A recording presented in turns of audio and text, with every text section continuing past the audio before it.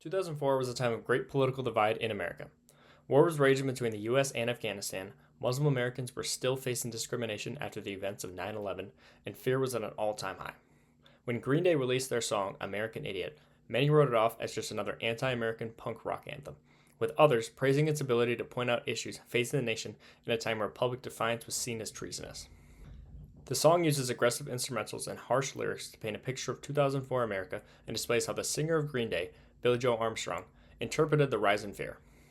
Armstrong uses several rhetorical concepts throughout the song to portray themes of media propaganda, manufactured hysteria, and anti-Muslim discrimination. Before diving into the song itself, we need to take a step back and look at what inspired Armstrong to write the song and how those events shaped the narrative he pushes throughout American Idiot. The media played a significant role in shaping the public's perception of the early days of the Afghanistan war. Many news outlets would host 24/7 surveillance of the war zones, giving people a sense of immediacy and fear. Many Americans, including Armstrong, saw this as media fearmongering. The media would also selectively cover certain aspects of the war, showing the atrocities that the Afghan troops committed while ignoring all the harm that the U.S. did, which dehumanized Afghan troops in the process.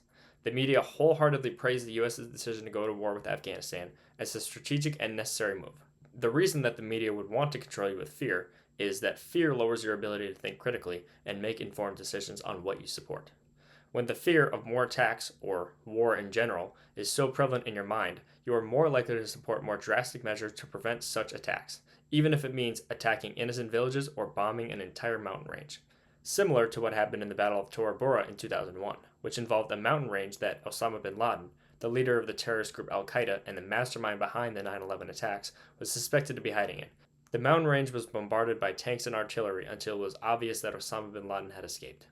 Let's look at the first rhetorical tool that Armstrong uses in American Idiot, pathos, which is the method of appealing to your audience's emotions. American Idiot immediately hooks the listener with an aggressive guitar lick, followed by loud drums, which establishes a feeling of anger that will persist throughout the song.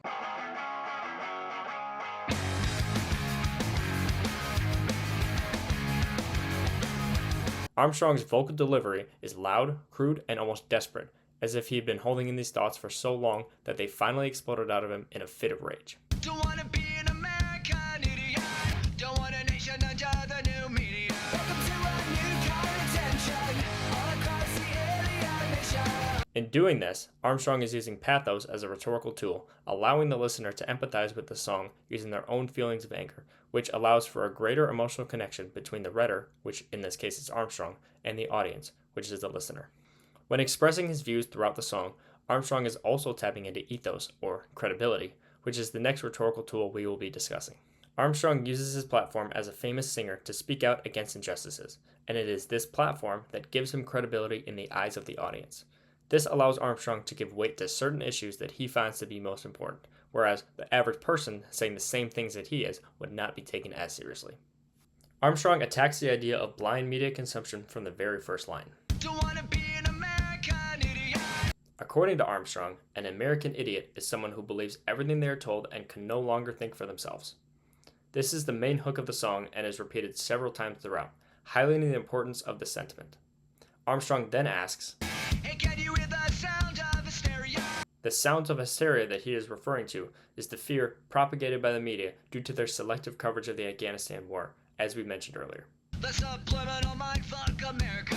To end the verse, Armstrong claims that the media's subliminal messaging is trying to, quote, mindfuck you into not questioning anything that the government does because you are too scared to think rationally. Armstrong touches on the continued anti-Muslim discrimination that has run rampant in the country since the events of September 11th. In the chorus, he sings,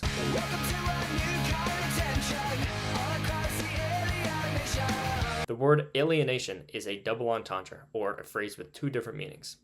Taking the word at face value, the lyric references the fact that the United States is a nation of immigrants, also referred to as aliens, and that we have always been the, quote, alien nation, so people better get used to it. On the other hand, the phrase sounds a lot like the word alienation, which is a reference to the many Muslim Americans who felt alienated from their own country due to the rampant discrimination. This song is a great example of a multimodal text, combining the oral, visual, and linguistic modes to convey its message. The oral mode, concerning the sound itself, gives the song its emotional weight, providing the harsh vocals and aggressive instrumentals that invokes the aforementioned sense of rage in the listener. The linguistic mode is shown through Armstrong's bold and direct lyrics. In the second verse, he sings, "Well, maybe I'm the faggot America.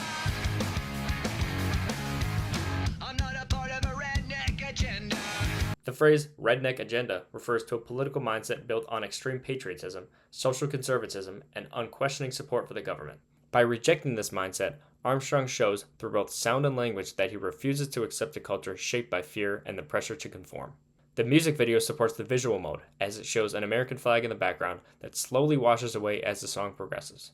This shows how, in Armstrong's eyes, we are fading as a nation and will fade away completely if something isn't done about it. The music video is also cut together very sporadically with a low frame rate and a very jarring sense. This is done on purpose to represent the irritation and anger that Armstrong feels when singing this song. The imperfections and erraticness of this video show that Armstrong is too upset and too angry to polish the video and make it look uniform.